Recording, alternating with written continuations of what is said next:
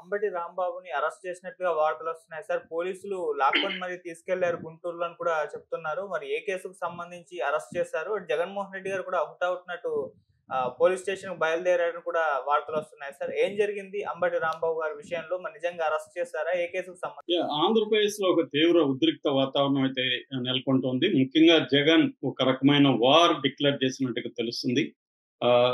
నేను ఇంతకుముందు ఒక వీడియోలో కూడా చెప్పాను. జగన్ రప్పా రప్పా నరుకుతాం అన్న పద్ధతిలో ఓపెన్‌గా ఇప్పటివరకు ఇలాంటి ఓపెన్‌గా కటౌట్లు గాని, ఫ్లెక్సీలు గాని పెట్టలేదు. నిన్న పల్నాడు సందర్భంగా మనకు అనేక కటౌట్లు దర్శనమిచ్చాయి. ఈ సందర్భంగా నిన్ననే అంబటి రాంబాబు ప్రవర్తన మీద కూడా చాలా తీవ్రమైన విమర్శలొచ్చాయి. అంటే పోలీసుల మీద పొదిల్లో రాళ్ళు వేయడం, అంతకుముందు గోరంట్ల మాధవ్ పోలీసుల మీద దాడికి ప్రయత్నించడం, ఆ తరువాత చిలకలూరిపేటలో ఆమె విడుదల రజని ఒక సీఐ మీద దాడి చేయడానికి ట్రై చేయడం. ఇలాగా అంటే పోలీసులను కూడా ఒక స్ట్రీట్ బ్యాటిల్‌లోకి వైసీపీ లాగేస్తుంది.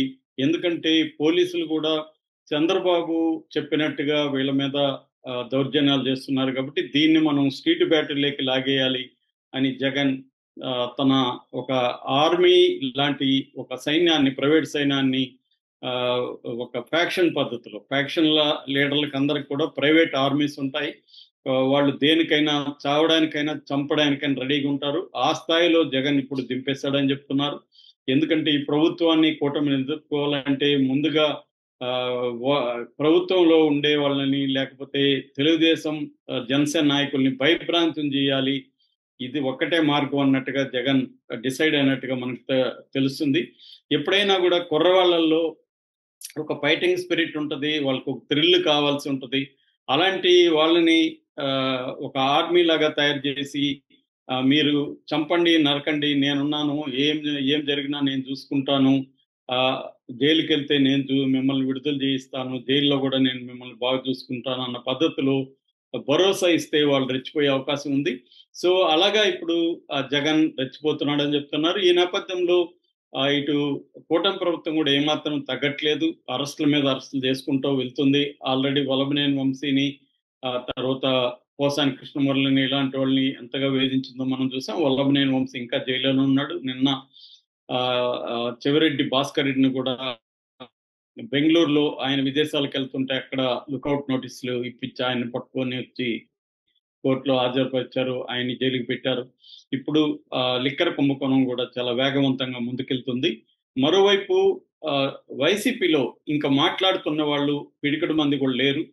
ఎందుకంటే ఆల్రెడీ వైసీపీలో ఉన్న ఇటు దేవినేని అవినాష్ కావచ్చు, తర్వాత తలసిల రఘురాము, అబ్బయ్య చౌదరి, ఇట్లాంటి వాళ్ళని అందరినీ కూడా కేసులు పెట్టేశారు. సో ఇప్పుడు మాట్లాడుతుండేది ఒక పేర్ని నాని, ఒక అంబటి రాంబాబు, రోజా, ఇలాగా ఒక 5-6 మంది తప్ప ఎక్కువ మంది లేరు. సో వీళ్ళల్లో ప్రధానంగా పేర్ని నాని మీద కూడా ఆల్రెడీ బియ్యం కేసులు పెట్టి వాళ్ళ భార్య మీద కూడా కేసులు పెట్టారు. ఆయన కూడా మొన్న నా భార్యని నేను కాపాడడానికి చాలా కష్టపడాల్సి వచ్చింది, ఆమెను ఎక్కడెక్కడో దాచిపెట్టాల్సి వచ్చింది, ఇవన్నీ కూడా చెప్పాడు. అట్లాగే రోజా మీద కూడా ఆడుదాం ఆంధ్ర ఇలాంటి వాటి కుంభకోణాలు, తిరుమలలో జరిగిన కుంభకోణాల్లో ఆల్రెడీ కేసులు ఉన్నాయి. ఇక అంబటి రాంబాబు మీద కూడా ఆల్రెడీ గతంలో కూడా కేసులు ఉన్నాయి. ఈ నేపథ్యంలో నిన్న ఒక ఉద్రిక్త వాతావరణం చోటు చేసుకుంది. అదేంటంటే రెంటపాళ్ళ అనే ఒక గ్రామానికి నిన్న సత్తెనపల్లి నియోజకవర్గంలో ఉంటది, ఇది పల్నాడులో. ఇందులో గత సంవత్సరం నాగమల్లేశ్వరరావు చనిపోతే ఇప్పుడు పరామర్శకు జగన్ బయలుదేరాడు. ఇది కావాలని జగన్ ఏదో ఒక గొడవ క్రియేట్ చేసి తన కేడర్లో ఉత్సాహాన్ని నింపడం, పోలీసుల్ని భయపెట్టడం, అట్లాగే తెలుగుదేశం, జనసేన నాయకుల్ని, కింది స్థాయి కేడర్ని భయపెట్టడం ఉద్దేశంతో దండయాత్రలాగా వెళ్ళడం అనేది జరిగింది. సో నిన్న మామూలుగా అయితే 70 కిలోమీటర్లే ఉంది తాడేపల్లికి, ఆ ఊరికి, రెంటపాలకి. కానీ 7 గంటల వరకు వీళ్ళ కాన్వాయ్ వెళ్ళినట్టుగా తెలుస్తుంది. అంటే ప్రతి చోట పెద్ద ఎత్తున జనాన్ని సమీకరించి ఎక్కడికక్కడ బల ప్రదర్శన చేసుకుంటూ ఒక దండయాత్రలాగా జగన్ బయలుదేరాడని చెప్తున్నారు. గుంటూరు, నల్లపాడు, మేడికొండూరు ఈ రూట్లో జగన్ వెళ్ళాడు. ఈ సందర్భంగా కంటిపూడి దగ్గర బారికేట్లు, ఎందుకంటే పోలీసులు అసలు పర్మిషన్ ఇవ్వలేదు. ఓన్లీ అక్కడ నాగమల్లేశ్వరరావు ఇల్లు చాలా నేరోగా రోడ్లో ఉంటది కాబట్టి ఓన్లీ 3 వెహికల్స్ కి 100 మందికి మాత్రమే పర్మిషన్ ఇచ్చారు. ఎస్పి శ్రీనివాసరావు చాలా క్లియర్ గా చెప్పాడు, ఇక్కడ నేరోగా ఉంది కాబట్టి ప్రమాదాలు జరిగే అవకాశం ఉంది కాబట్టి మేము పర్మిషన్ ఇవ్వట్లేదని. అట్లాగే రోడ్డు పొడవును కూడా ఎక్కడిక్కడ బ్యారికేడ్లు పెట్టారు. కంటిపూడి దగ్గర బ్యారికేడ్లు పెట్టినప్పుడు అంబటి రాంబాబు వాళ్ళ బ్రదర్ మురళితో కలిసి అక్కడికి పెద్ద ఎత్తున జనాలను వేసుకుని వచ్చి పోలీసులతో వాగ్వాదం దిగారు. ఎందుకు మీరు బ్యారికేడ్ పెట్టారు, మమ్మల్ని ఎందుకు ఆపుతున్నారు, మేము ప్రజాస్వామ్యబద్ధంగా లీగల్ గా కదా ఇది చేస్తున్నామని వాదనకు దిగారు వాళ్ళు. అక్కడ ఏటుకూరు వద్ద ప్రమాదం జరిగింది, ఒక వృద్ధుడు చనిపోయినాడు. దానివల్ల మేము రోడ్డు క్లియర్ చేయడం కోసం బ్యారికేడ్లు పెట్టామని చెప్పినా కూడా వినకుండా తన అనుచరులతో రంగంలో దిగి ఆ బ్యారికేడ్ని పోలీసులు లాగి పక్కనేసి ఆ బ్యారికేడ్లంతా కూడా తొలగించారు. దీంతో సత్తెనపల్లి పోలీసులు కొంతమంది మీద కేసులు పెట్టారు. ముఖ్యంగా ఈ అంబటి రాంబాబు, మురళి, తర్వాత నర్సరావుపేట ఎక్స్ఎమ్మెల్యే గోపిరెడ్డి శ్రీనివాసరెడ్డి, తర్వాత సత్తెనపల్లి వైసీపీ ఇన్ఛార్జి సజ్జల సుధీర్ భార్గవ రెడ్డి, వీళ్ళ మీద భారతీయ న్యాయ సంహిత 188, 332, 353, 427 అంటే ప్రధానంగా విధుల్లో ఉన్న పోలీస్ అధికారుల మీద దాడి, వాళ్ళ విధులకు భంగం కలిగించడం, తర్వాత పబ్లిక్ న్యూసెన్స్ ఈ కేసుల కింద పెట్టి, అంటే ఇదే కేసుల కిందనే గతంలో కూడా మన గోరంట్ల మాధవ్ మీద కూడా కేసులు పెట్టి అరెస్ట్ చేశారు. సో ఇప్పుడు కూడా ఇతని మీద అలాంటి కేసులు పెట్టి అరెస్ట్ చేసి గుంటూరు జైలుకి తరలించే కార్యక్రమంలో ఉన్నారని చెప్తున్నారు. దీనికి జగన్ కూడా ఈరోజు ప్రెస్ మీట్ అనౌన్స్ చేశాడు. ఆ ప్రెస్ మీట్ అవగానే జగన్ కూడా బయలుదేరుతున్నట్టు చెప్తున్నారు. ఒక ఉద్రిక్త వాతావరణం అయితే గుంటూరు సమీపంలో చోటు చేసుకుందని చెప్తున్నారు. సో ఇటు తెలుగుదేశం కూటమి ప్రభుత్వం కూడా ఏమాత్రం తగ్గటం లేదు. ఎర్ర బుక్కు వాళ్ళు చెప్తున్నట్టుగా రెడ్ బుక్ రాజ్యాంగం అనేది నడుస్తుందని వాళ్ళు విమర్శిస్తున్నారు.